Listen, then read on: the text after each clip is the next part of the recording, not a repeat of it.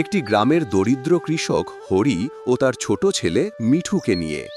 হরি সারা জীবন পরিশ্রম করেও ভাগ্যের কারণে ফসল কখনো ঠিকমতো পায়নি। এবছর তার শেষ চেষ্টা, একটা ক্ষুদ্র ধানের ফসল, কিন্তু এই ফসলটাই তার ভাগ্য বদলে দেয় অদ্ভুতভাবে। এই ছোট্ট গ্রামে থাকে হরি, একজন দরিদ্র কৃষক।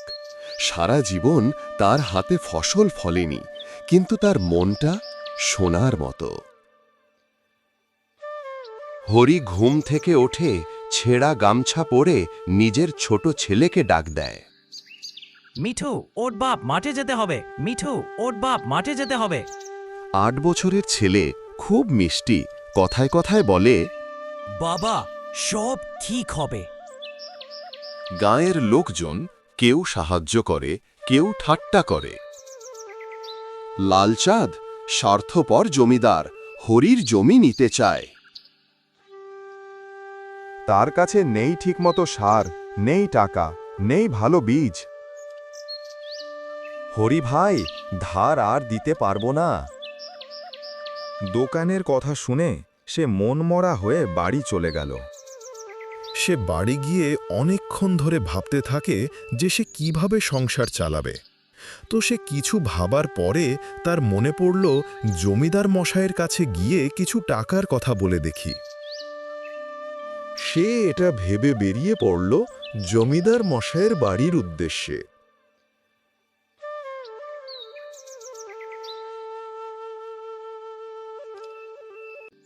ও জমিদার মশাই, একবার বাইরে আসুন, আমি হরি।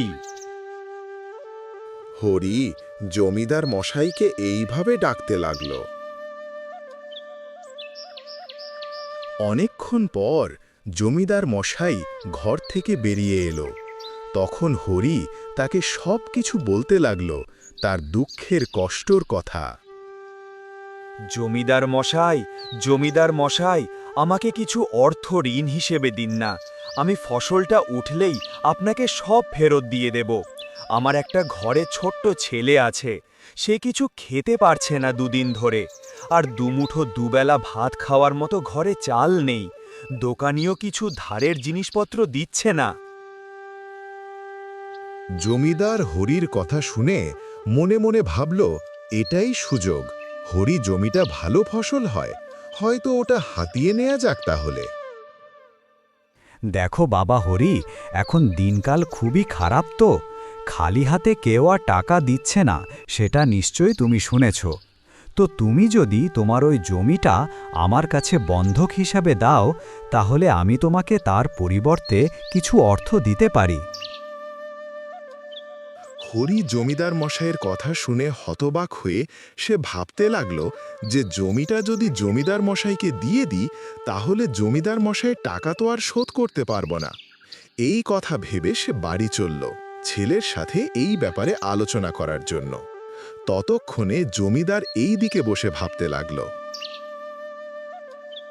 একবার যদি হরির জমিটা অল্প টাকার বিনিময়ে বন্ধক নিতে পারি, তাহলে আর হরি ওই জমিটা ছাড়াতে পারবে না, জমিটা আমার হয়ে যাবে। এই ভেবে জমিদার মনে মনে হাসতে লাগল। হরি বাড়ি পৌঁছে তার ছেলেকে সমস্ত কথাটি খুলে বলল, এবং তার ছেলে কিছুক্ষণ ভেবে তার বাবাকে বলল, বাবা, বাবা, তোমাকে ওই জমিটি বন্ধক দিয়ে জমিদার মশাইয়ের কাছ থেকে টাকা নিয়ে আসতে হবে না। আমরা যেমনভাবে দিন কাটছে সেরকম ভাবেই কাটিয়ে দেব। কিছু মাস পরেই ফসল উঠবে, তারপর থেকে তো সব ঠিক হয়ে যাবে। তুমি হয়তো চিন্তা করো না তো বাবা। হরিশে তার ছেলের কথা শুনে মনে সাহস পেল, এবং সে মনে মনে ভাবতে লাগল যে আমার ছেলে তো কথাটা ঠিকই বলেছে। তো তাহলে আর জমিদার মশাইকে জমিটা বন্ধক দেব না, ওটা ফসল উঠলেই সব ঠিকই হয়ে যাবে। আর তো মাত্র কটা দিন আছে, কটা দিন কাটলে ফসল উঠে যাবে। কয়েক মাস পর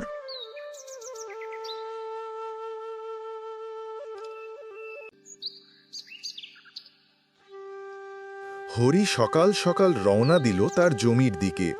সে অনেক দিন সে জমিতে যায়নি এবং জমিতে কি হয়েছে সেটা দেখবার জন্যই সে তাড়াতাড়ি চলল।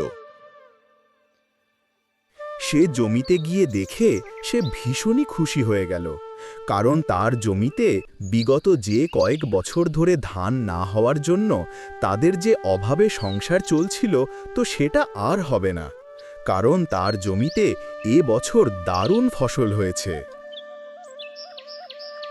হরি সেই ফসল কেটে বাজারে বিক্রি করে তার ছেলেকে নিয়ে সুখে শান্তিতে দিন কাটাতে লাগলো।